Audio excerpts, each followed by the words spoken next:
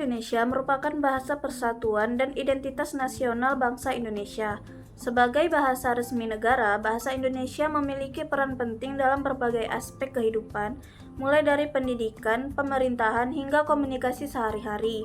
Namun, seiring berkembangnya globalisasi dan kemajuan teknologi, penggunaan bahasa asing, khususnya bahasa Inggris, semakin banyak ditemukan dalam kehidupan masyarakat. Fenomena ini menyebabkan terjadinya pergeseran penggunaan bahasa Indonesia di ruang publik.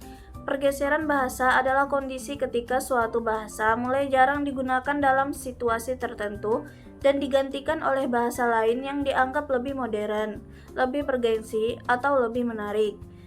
Di berbagai tempat, bahasa asing sering digunakan untuk promosi maupun informasi publik karena dianggap memiliki nilai jual yang lebih tinggi.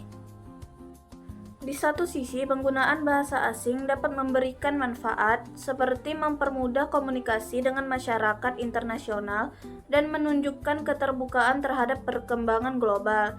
Namun, jika penggunaannya terlalu dominan, hal tersebut dapat mengurangi fungsi dan kedudukan bahasa Indonesia di ruang publik. Masyarakat, terutama generasi muda, dapat menjadi lebih terbiasa menggunakan istilah asing dibandingkan padanan bahasa Indonesia yang sebenarnya sudah tersedia. Oleh karena itu, penting bagi kita untuk memahami bahwa mempelajari dan menggunakan bahasa asing bukan berarti harus mengesampingkan bahasa Indonesia.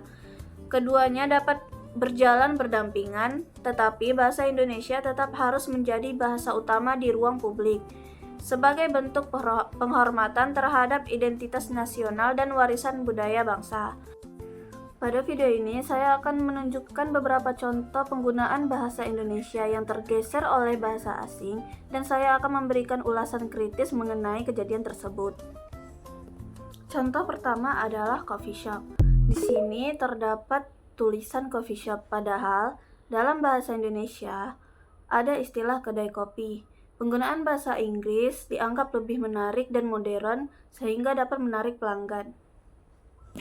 Contoh kedua adalah sale. Banyak toko yang menggunakan kata sale dibandingkan diskon atau obral. Akibatnya, banyak masyarakat yang lebih akrab dengan bahasa Inggris atau bahasa asing lainnya dibandingkan dengan bahasa Indonesia. Contoh yang ketiga adalah laundry. Banyak usaha pencuci pakaian yang sering menggunakan kata laundry, padahal dalam bahasa Indonesia ada kata seperti penatu dan jasa pencuci pakaian.